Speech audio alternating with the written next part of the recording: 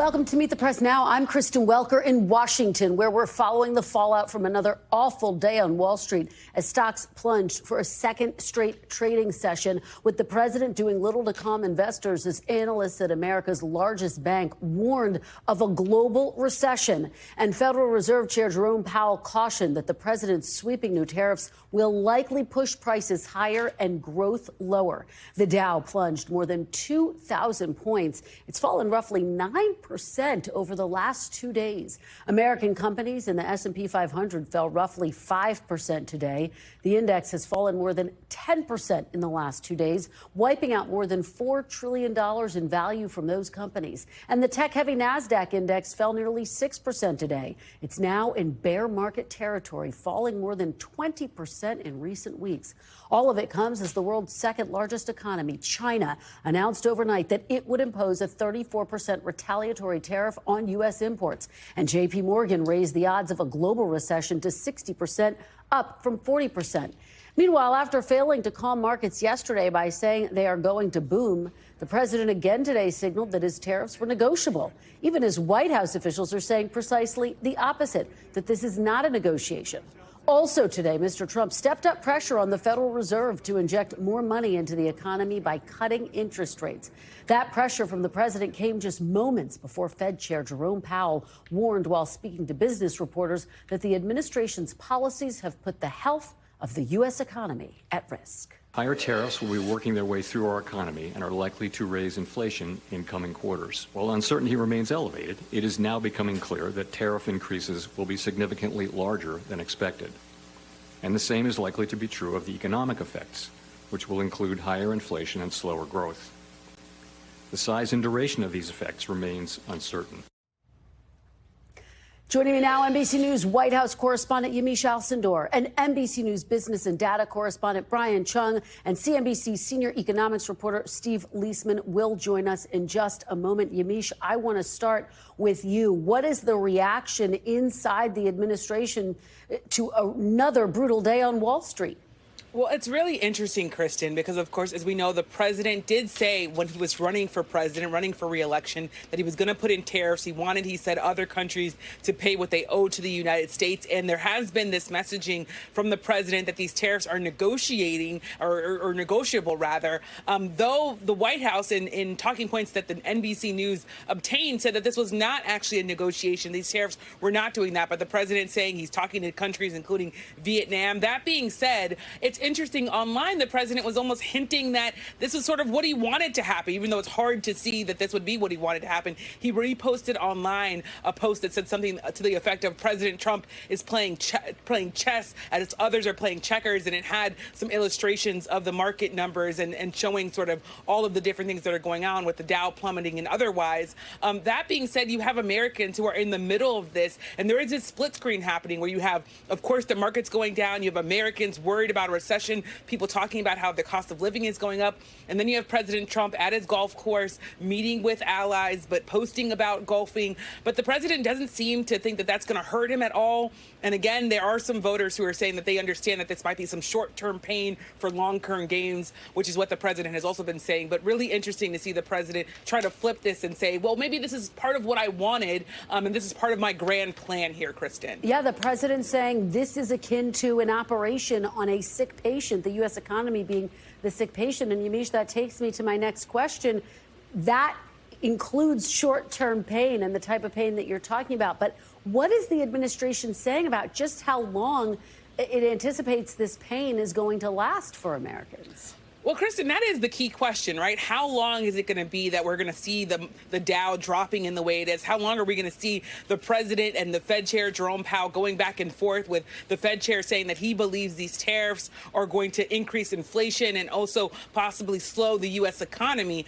It's not clear from what I've been talking to White House officials or when the president has been speaking to reporters all week, whether or not he really has a timeline for this. All he's been saying is that Americans are going to have to bear with him, that there's going to be some pain campaign, and that hopefully this will be better for America on the other side. He's been saying that these tariffs long term are going to make America richer, even though economists have said that this is really like a tax on the American people, and that this is in fact going to make a number of things go up higher, including appliances, cars, all sorts of things. And again, Americans wanting to know how long this is going to last, but we just simply don't know, Kristen. Yeah, and Yamiche, is there any discussion about a strategy for explaining this in a more thorough way to the American people? Is, for example, President Trump planning to hit the road to take his message about tariffs all across the country?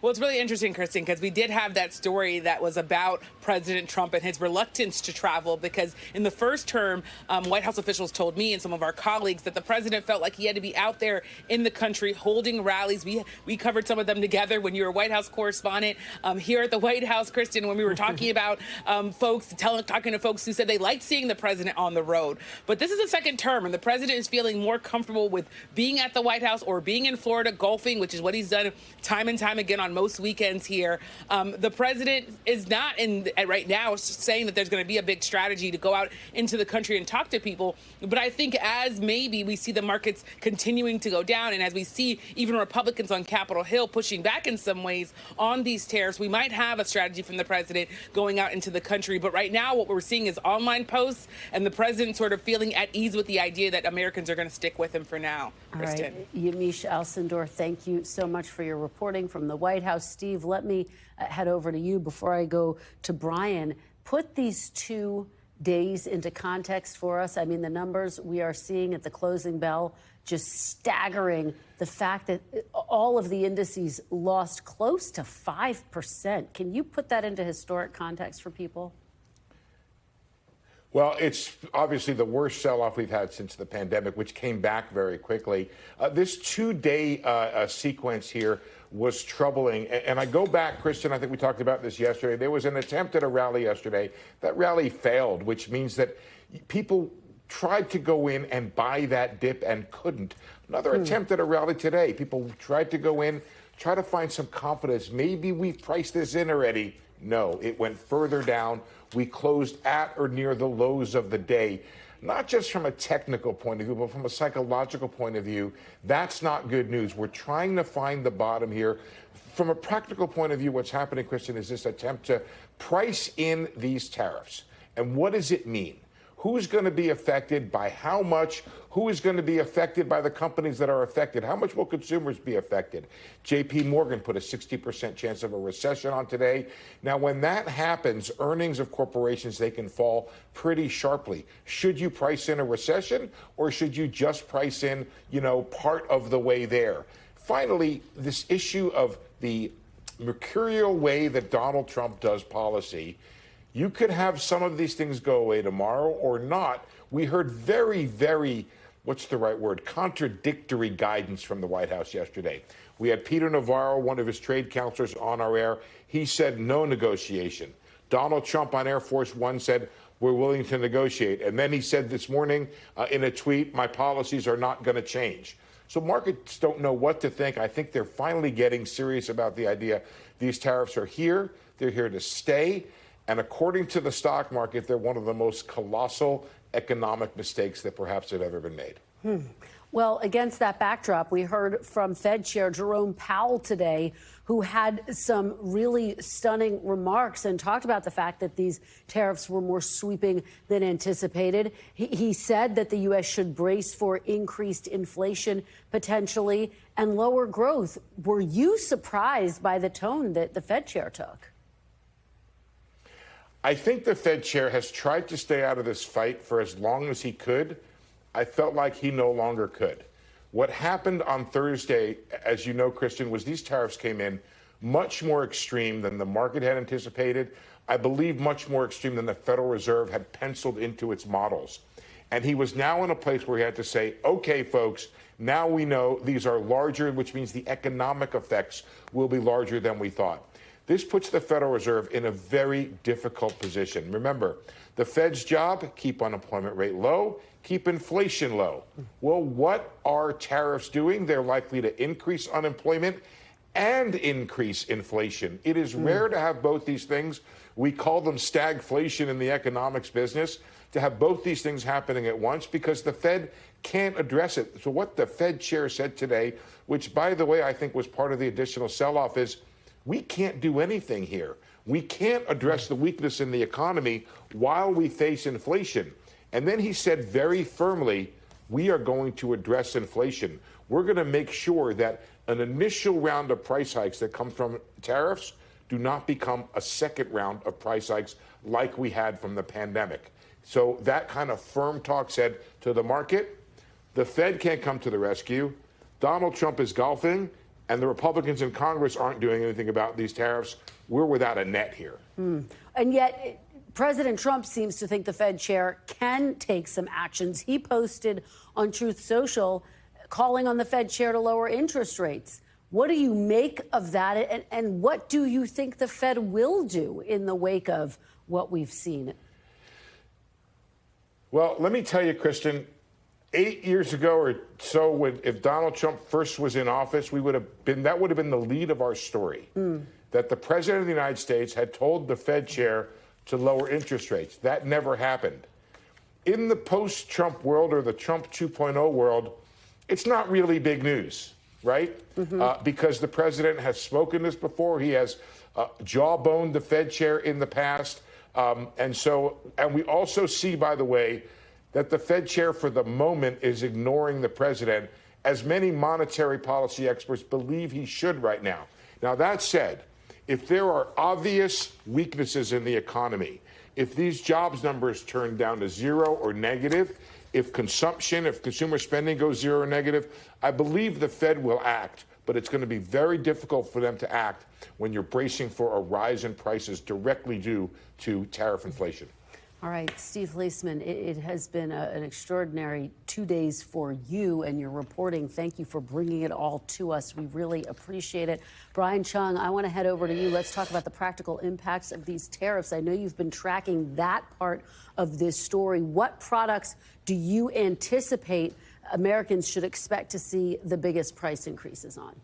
Well, I mean, Kristen, given the fact that the United States is such a major importer of things from countries around the world, it could really be everything. And when we talk about the types of categories that kind of come to mind first, you think about, of course, the things that we import from China, given that they're the world's second largest economy and that they are currently a major trading partner with the United States. So categories like clothing, where you have some major producers that produce in factories in China, as well as things like electronics, where you have warnings from the likes of the Consumer Technology Association that laptops and smartphones could get as much as $200 to $300 more expensive per unit with the types of tariff rates that are now going to be in effect come next week, which would be 54%.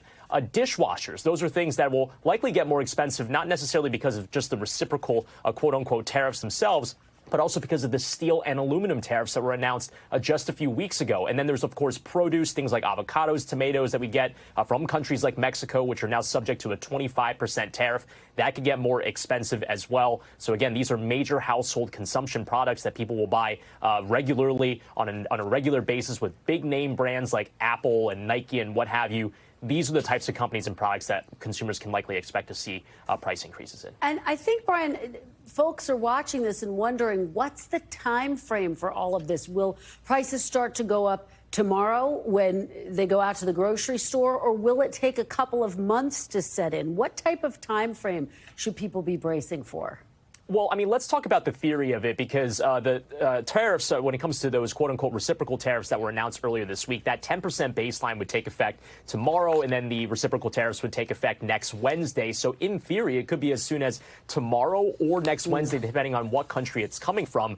If an item is waiting off of the shores of, let's say, the Port of Los Angeles, if it does get onboarded onto a truck, let's say, for example, on a Thursday morning next week, it could be right then that the price would get more expensive. But for other products, not necessarily the case. One example being automotives. When I talked to some dealers earlier on this week, they were telling me that they can sell through the inventory they have on the lot already because those were not tariffed when they purchased them and put them on the lot. So it could be maybe a few weeks before those tariffs start to bite. But they're saying it's really a matter of weeks, not necessarily months, for those price increases, which could be in the thousands for those vehicles, take effect. All right, Brian Chung, thank you so much, as always, for your insights. I'm joined now by Mark Zandi, chief economist at Moody's Analytics. Mark, thank you so much for joining me. We really appreciate it. Let's dive right in. Look, J.P. Morgan analysts among those today signaling that they now assess the risk of a global recession is increased. J.P. Morgan saying it's at 60%. Do you agree with that assessment? Yeah, I wouldn't argue with that, Christine. I mean, I think that's what the stock market is telling us. It's a lot of red, and it's going to wipe out a lot of wealth. I mean, by my simple calculation, we've lost $4 trillion in wealth. That's what U.S. households own. Their stock holdings are now worth $4 trillion less than they were when the market peaked back, 5, 6, 7 weeks ago. And it's all because of the trade war and the higher tariffs. And that's going to do damage. 60% of Americans own stock, and they're going to be more anxious, and they should be. I think they're going to go more cautious, and the American consumer is key to driving the American economy and the global economy. And if that consumer turns more cautious, I think the economy is at risk, and recession risks are very high here. And 60%, that sounds about right to me. I'll say one last thing. The president could take an off ramp here and turn things around pretty quickly. I mean, he's good at pivoting, declaring victory, moving on. Did that in his first term with that trade war, so it's possible. I'm hoping for that, but with each passing day, that looks less likely, and recession looks more likely. And Mark, quickly, just to follow up on that, pivoting, taking an off-ramp would look like saying, hey, I've reached some negotiations and some deals with some of these biggest countries? I cut a deal. That's what, go back to his first term, the war was with primarily China. He cut some kind of trade deal. At the end of the day, it didn't change anything of consequence. The trade balance with China is still the same. Nothing really changed, but we could do that same thing here, get off this trade war. And if they do, the markets will, find their footing, rally. And because we came into the year with an exceptionally strong economy, low unemployment, everything was going right. So the economy is in a good place. The only reason why we're having this trouble is because of bad policy. And of course, China, speaking of which, announced overnight it's issuing 34% retaliatory tariffs on goods from the U.S. Help people to understand, Mark, what is the overall impact of that going to be on the U.S. and also global economies? Well, it's going to cost jobs, right? I mean, 34%, that's a big deal. That's a really big, increase. And they're not buying stuff. The farmers are going to get hit first. They're focused on soybeans and corn and chicken, and they're going to get crushed. We export machinery, chips, the pharmaceuticals, medical instrumentation. The list is on and on. So instead of tariffs leading to more jobs, and obviously that's the stated goal, this is going to result in less jobs, fewer jobs. And again, just go back to the first term and look at that trade war. Manufacturing jobs fell during the trade war, so companies invested less in the United States. Tariffs like this, particularly the scale of these tariffs, are just extraordinary. It's going to do tremendous damage. I can't see a CEO of a major global manufacturing firm deciding to locate in the United States. Why would they? I mean, they don't know what the tariffs are going to be tomorrow, let alone 3 years from now when their factory opens, or 10 years from now when they're still producing at that factory. So if you don't know what the tariffs are going to be when they're this large, how can you possibly make a big investment? I just don't see it. So I think this is costing jobs, not creating jobs. Finally, let me ask you about what President Trump posted today, directed at Fed Chair Jerome Powell. He said this would be a perfect time for Fed Chair Jerome Powell to cut interest rates. He is always late, but he could now change his image, and quickly. What do you make of that, the pressure against Jerome Powell? And do you think that the Fed should cut rates? Oh, goodness gracious. My gosh. I mean, a bedrock, foundational aspect of the U.S. economy, of any economy, is an independent Federal Reserve Board, an independent central bank that can make decisions about what interest rates should be based on what's going on in the economy, not based on, politics. And that's what this Fed has done. It's built into their DNA. And we've got to preserve that. We've got to, and it's not, Kristen, it's not just about the reality of it, it's the perception of it. If people lose faith that the Federal Reserve is independent because of comments such as these, then, we're shaking that bedrock. So, hopefully, the Federal Reserve, and I think the Federal Reserve, Chair Powell is is about as good as they come. He's going to do the right thing. But one other point here. What is, Kristen, what is the right thing? That's the problem with tariffs when it comes to interest rates. You know, it raises inflation. Yeah. No doubt about it. So what do you do about it? You raise rates, and it slows growth. What do you do about it? You cut rates. So which one do you do?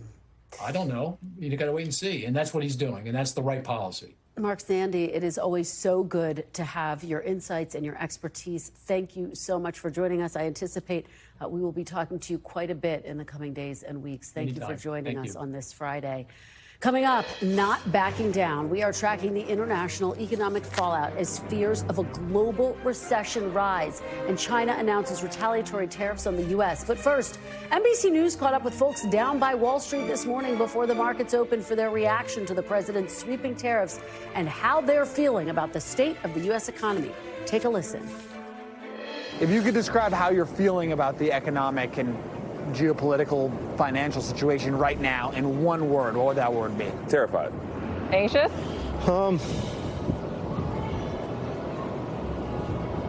Worried.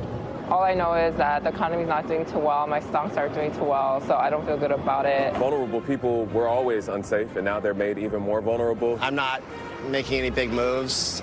Just going to kind of wait and see how it plays out, but it's certainly a little disconcerting. Investors never really understood the depth of his words, and perhaps even he didn't.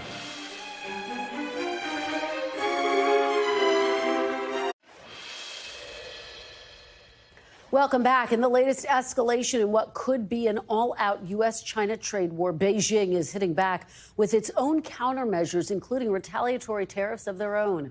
Earlier today, President Trump posting on Truth Social, quote, "China played it wrong. They panicked. The one thing they cannot afford to do." But the president also signaled some new patience with Beijing, granting Chinese-owned TikTok an extension of its deadline to find a U.S. buyer.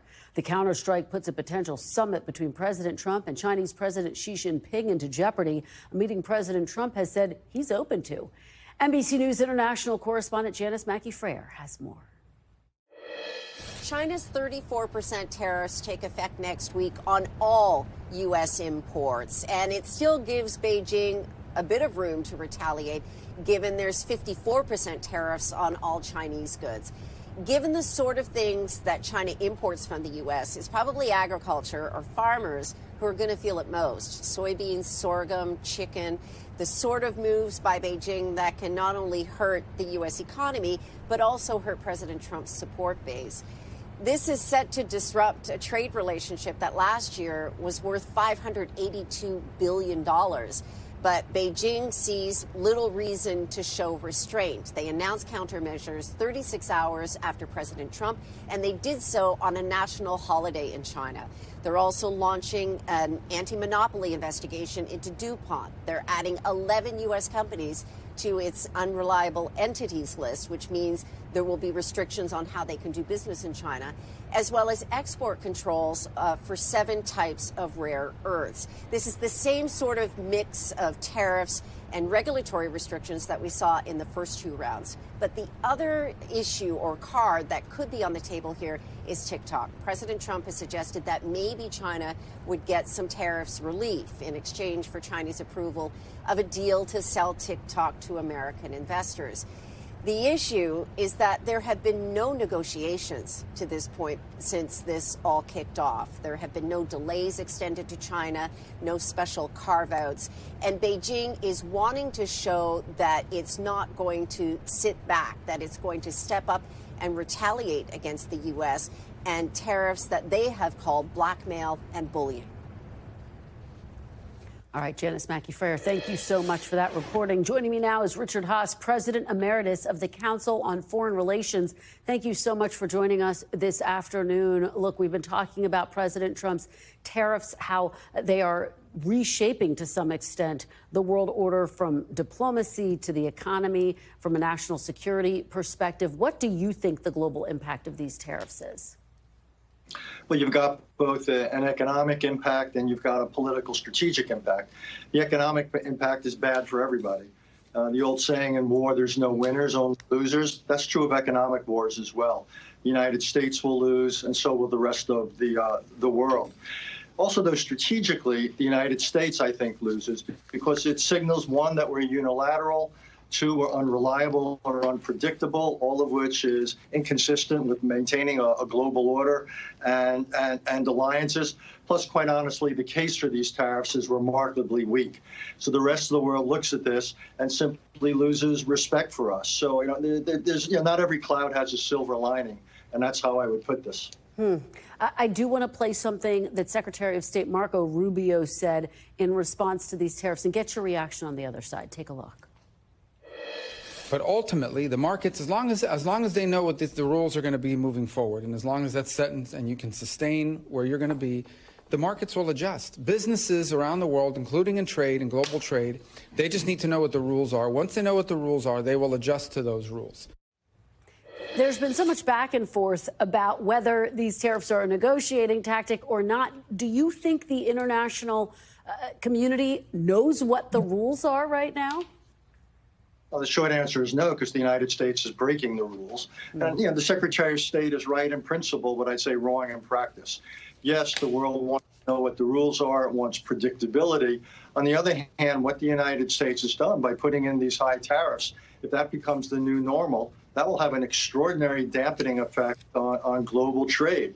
And again, that will be bad for us, and it will be bad for others. It will slow growth. It will increase unemployment. It will increase inflation. There'll be no one will benefit from this. What's interesting is that the president has said, look, I'm open to negotiation if some of these countries come with something big. What we're seeing instead is already retaliation from China, the EU threatening that, Canada threatening that. Once you start with this retaliation, can there be an off-ramp? Do you see an off-ramp at this point?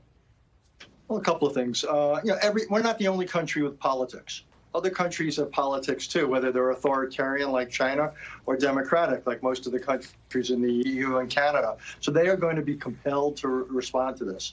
That said, yes, there are potential and likely off-ramps. The real question is how far down we go, and then when do we start the process of climbing back. I do think we'll get there, not all the way. I think ultimately there'll be a world of higher tariffs, won't be as high as what we're seeing.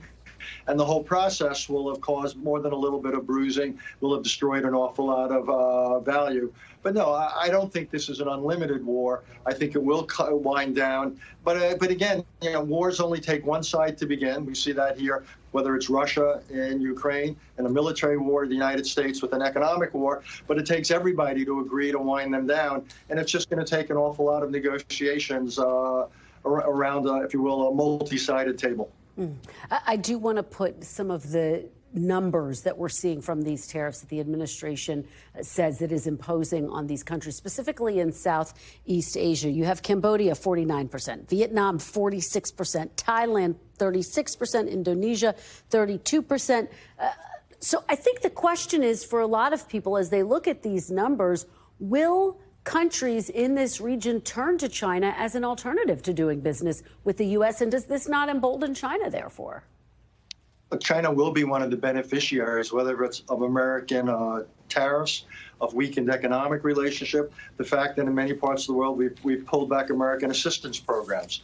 Nature abhors a vacuum. So China will be one of the beneficiaries of this. And that could be lasting. That's one of the things that even if we're able to wind down the tariff friction, that China will have established new relationships. And I think a lot of countries will say, we don't want to go back to a world where we are as dependent on the Americans as we were, because with that dependence comes vulnerability. And I think what we're going to see is gradually the rest of the world diversify their economic portfolio so the American role is less than what it has been. Well, just really important insights. Richard Haass, thank you so much for joining us on this monumental Friday. We really appreciate it. Coming up next, why a far-right activist with a history of spreading conspiracy theories is taking credit for the ouster of top national security officials. Stay with us. You're watching Meet the Press now.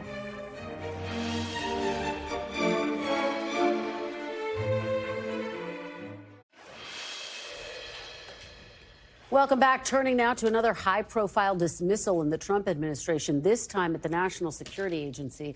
President Trump yesterday ousted General Timothy Haass, the agency's director, and his deputy, Wendy Noble, two career public servants who've served under Republicans and Democrats with no clear rationale.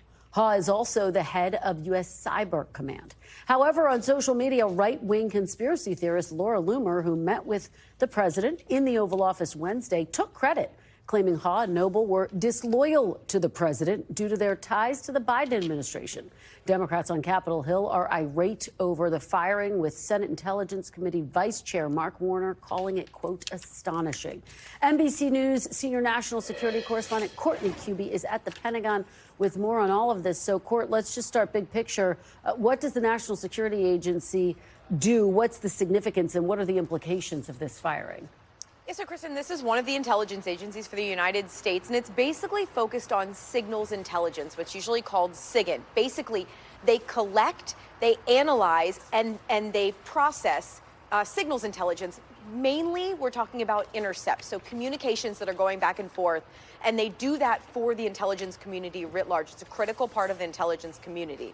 Why this is so important is that, number one, this was done very quietly, without a whole lot of notice, and there's absolutely no reason that we have heard so far for why General Haass and Ms. Noble were fired from their positions yesterday. As you mentioned, Laura Loomer, the right-wing conspiracy theorist, has claimed credit for this after a meeting with President Trump this week in the Oval Office for reportedly about 30 minutes. But here at the Pentagon, Kristen, and across the IC, as the intelligence community, as we've been asking these questions, we cannot get a real answer for why these two career intelligence officials were let go from their positions. General Haass just became the NSA. It's a dual-hatted job, the National Security Agency and U.S. Cyber Command. He took over in February of 2024, just over a year ago. Wendy Noble, but I should say he's been in the Air Force, primarily in intelligence and cyber, for the last 30-plus years. Wendy Noble has been at NSA. She's a career official. She's been there since 1987. Kristen, this is the kind of person who generally the intelligence community loves to see rise through the ranks, meaning they love when someone who comes in young, starts out, stays with the agency, makes it up to leadership. We have no real reason at this point for why either was fired. You know, it's so interesting, Court, because Laura Loomer is someone during the campaign who came under a lot of scrutiny from the president's own allies, who said she's a conspiracy theorist, she shouldn't be near then candidate, former President Donald Trump. Now that he is serving his second term, you have to imagine his allies aren't too comfortable with her holding an Oval Office meeting. What are you learning, if anything, about what happened at that meeting? Whether they're comfortable with it or not, Kristen, the reality is it appears in this case she had a tremendous amount of sway here. We know that multiple National Security Council officials were fired after her visit. We know that these two were fired. Again, we still don't know for sure that it was directly involved. All we have is her social media postings, and we don't have anyone in the White House who's pushing back on her assertions that her meeting was what made the difference here. She's making claims about that these are individuals who are disloyal. Again, General Haass, Wendy Noble, the heads of the National Security Agency, are career officials. They have served both parties. They have served in various locations around, and for General Haass at least, around the world in intelligence and cyber. There has never been any case of allegations of partisan behavior by him, at least. And Ms. Noble was a career official at the NSA. All right, Courtney, thank you so much for your reporting, as always. Really appreciate it. We want to turn back now to the big breaking news of the day. It's been over 48 hours since President Trump announced the biggest overhaul of U.S. economic policy in generations. Other than briefly speaking to reporters on his way to Florida yesterday, we haven't really seen the president on camera explaining to the American people what to expect in the coming weeks. Most of what we've heard from him has been through his social media accounts. And as markets plunged again today and Fed Chair Jerome Powell warned of rising inflation, President Trump was not in Washington or on the road selling his plan. to the public, he was at his South Florida golf course. Joining me now to discuss all of this is Kevin Fry, Washington correspondent for Spectrum News, New York 1. Simone Sanders Townsend, former senior advisor to Vice President Harris and co-host of The Weekend on MSNBC, and Republican strategist Lance Trover. Thanks to all of you for being here. Kevin, let me start with you. Let's talk about this messaging strategy, or potentially lack thereof, by the president. We did hear from him yesterday a couple of times as he was leaving, and then again on Air Force One. A number of Republican strategists, though, have said, look, we need to hear more from him. This is a critical moment when he needs to be out front explaining this to the American people. What is your sense of where the messaging may go? Well, this is kind of like two-pronged. One is there is the messaging that is being conveyed by the president and his team, which is kind of all over the place in terms of what to make of this tariff rollout. Is it a negotiation? Is it not? He's saying that his, quote, policies will never change, and at the same time posting on social media that the leader of Vietnam is open to having a discussion about reducing tariffs from that country. And so it's kind of all over the place on that end. At the same time, you have him, as you mentioned, out on the golf course. And so you saw Senator Chuck Schumer, just as the markets were closing, down 2,200 points, posting a photo of him out riding around in his golf cart. So there is like this opening. Democrats have been looking for a moment. They seem to now have one. Yeah, and Lance, the messaging has been a bit all over the place. I want to play some of what we've heard and get your reaction on the other side. He was a sick patient that went through an operation on Liberation Day, and it's going to be a booming country, a very booming country. It's going to be amazing, actually. You saw the president said earlier today, it's like a patient who was very sick. We did the operation, and now it's time to make the patient better, and that's exactly what we're doing. The operation has happened. It was yesterday. The patient, I get it. The patient's in bed and starting to recover. But what it's going to do is it's going to create a renaissance of manufacturing. Lance, what do you make of that explanation? Do you think that resonates with Americans? Does the president need to go further, potentially think about hitting the road, selling this plan? This is something he ran on, so I don't think a lot of voters are going to be completely surprised by it. He is level set with the voters early on, saying there may be some bumps in the road. So I kind of disagree a little bit. I think he's kind of been level setting up till now. Would I like to see him out a little bit more? Yeah, probably. But I also think, and Kevin and I were talking about this off stage a while ago, I think there's an element here of wait and see, because with this president, it seems there's always this rush to civilization is ending because Donald Trump made a decision today. And I think they're in this White House in particular, and what they have withstood over the course of the last 8 years, I think they're taking a wait and see approach, and that's how they're doing it. And I think that's okay for the moment. Civilization is ending for the people who have their money in the stock market, like people's pensions. Michael Steele, my colleague, tells a story about how someone texted him and said in one day that the market dropped, they lost $8,000 out of their 401k, and it took them 15 years to build that up. So, like, that's the reality for people out there. And my question on Vietnam, you know, I was a couple credits shy of the economic minor. I really was. I wanted it badly, y'all. That was some real honesty on the panel. How does Vietnam removing tariffs on America help bring manufacturing back to America?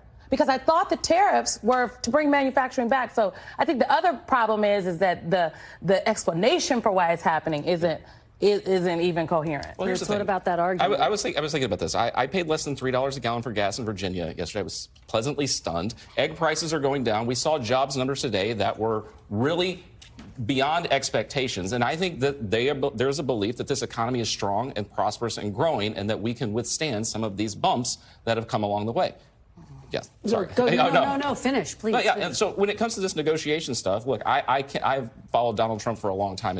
I find it very hard to believe that there's not a time and a place to negotiate with somebody. He won't do it. Well, and that is really the big question, I think, Kevin. I mean, does this become a big negotiation? I spoke to President Trump on the phone last Sunday. He said, yes, he's open to negotiating. He reiterated that again on Air Force One. Now, look, some of his top advisors, Peter Navarro, for example, are saying this is not a negotiation. So the messaging around that is confusing. But President Trump has always cast himself as a deal maker, right. So that is a potential off-ramp. Absolutely, and one of these things we've seen as he's done these tariff rollouts over the last 2 months is that he'll do them and then he'll take away the threat.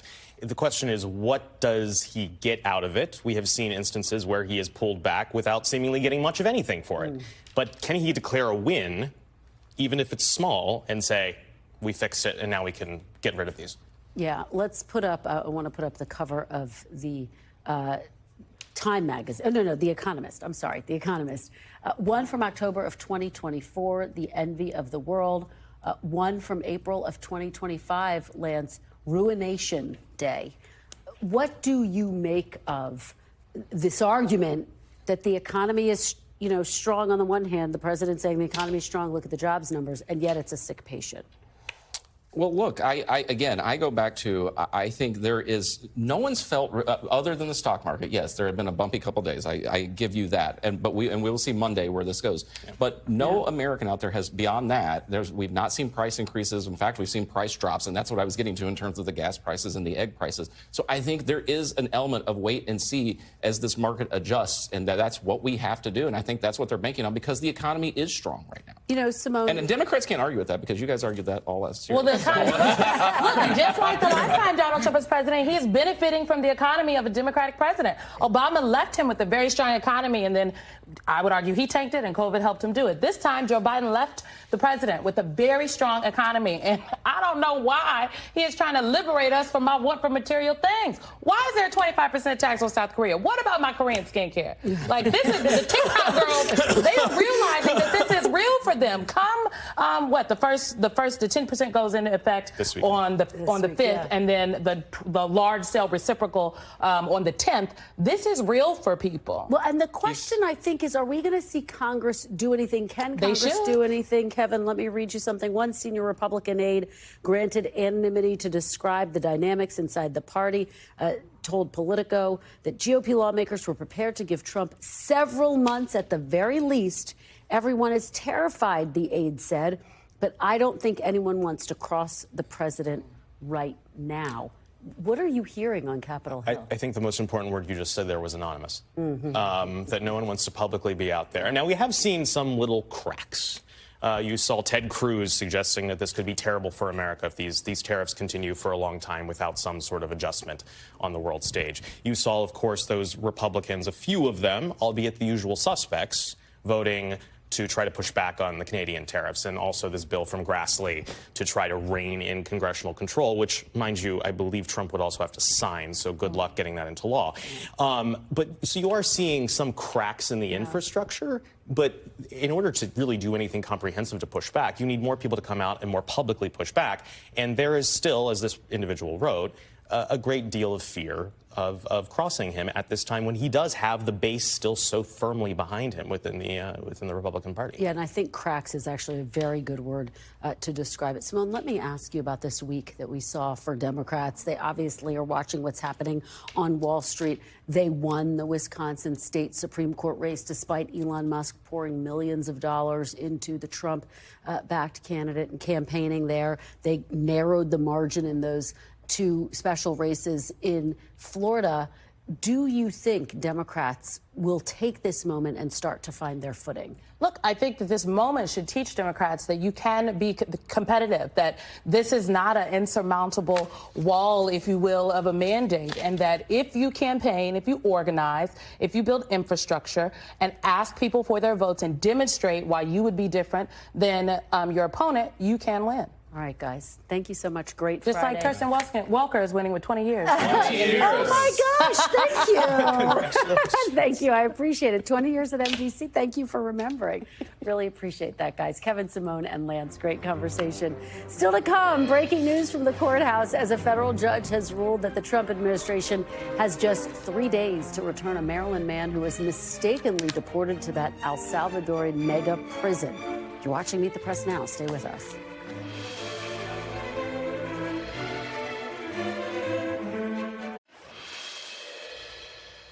Welcome back. This afternoon, a federal judge granted a preliminary injunction in the case of a Maryland man who was in the U.S. legally and deported to El Salvador due to what the administration is calling a, quote, administrative error. The judge is now demanding that the government return him to the U.S. by Monday. But earlier this week, the Trump administration argued that the government lacked the authority to seek his return from El Salvador. This morning at a press conference ahead of the hearing, his wife spoke about the pain she has felt over the past several days since her husband was mistakenly taken by authorities. The pain I feel is unreal. Alone, confused, in a broken home, empty without Kilmer. The nightmare has become my reality in the past 23 days. We must fight for our husbands, our children, our neighborhood, our loved ones. Fight for Kilmer and fight for all the immigrant families, lighting a candle for the loved ones that disappear by administration. Joining me now is NBC News senior Homeland Security correspondent Julia Ainsley. Julia, thank you so much for joining us. So this is really an extraordinary set of circumstances. What stood out to you from this hearing today? Well, this case has really become a flashpoint over whether or not the Trump administration was prepared enough when it started this policy to move these people to El Salvador. And they've come out in court papers and said, look, it was a mistake. And today the judge really pushed the administration to come up with a number of pieces of evidence that they just could not give. One thing that the judge asked a lawyer for the Justice Department is, on what authority is he being held there? He said, I also do not know and therefore cannot answer your question. It's almost that the Trump administration made a strategic decision to withhold some information here. He also asked to see any bit of a contract. The judge said, I'm very used to reviewing contracts so I can see whether or not the U.S. has the authority to bring this man home. And the Justice Department said, we are not going to provide that evidence. It's almost that maybe they thought it was too much of a risk to put all of that out into the public record through this case. But now that the judge has ordered that he does have to be returned in the next 3 days, the question is, will the Trump administration fight this, or will they simply return this man and try to move on from this issue altogether? Julia, is there a sense that they can move that quickly the next 3 days? Based on your conversations with sources, are they prepared to move that quickly if needed? I haven't heard what the inside talk is since this decision just came down in the last hour or so.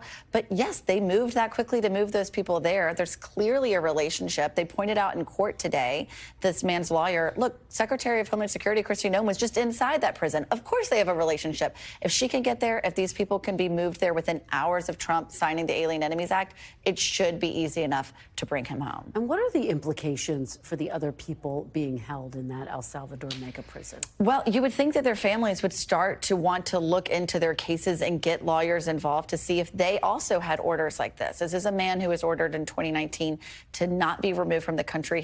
He had what's called a withholding of removal that allows him to stay because of the circumstances in his home country. So you would think that those people, their family, their friends, if they can afford lawyers, would also be looking at their cases to see what else they can pick apart. As you know, this week we talked to 2 women who were accidentally put on those planes. It was just extraordinary reporting. Big picture, Julia, the president's deportation policy, obviously one of his key campaign promises, and he has faced a number of legal challenges. Where do things stand right now overall? You know, I think they're still feeling that this is a success because when they look at the border, the numbers are so low there. They just released the March numbers, and February and March were record lows for border numbers. And if the whole idea is to try to really show people that if they cross into the United States, not only will they be deported, but they might be deported somewhere like El Salvador, they would call that a success. But when you look at raw numbers of deportations, they really don't stand out on the map.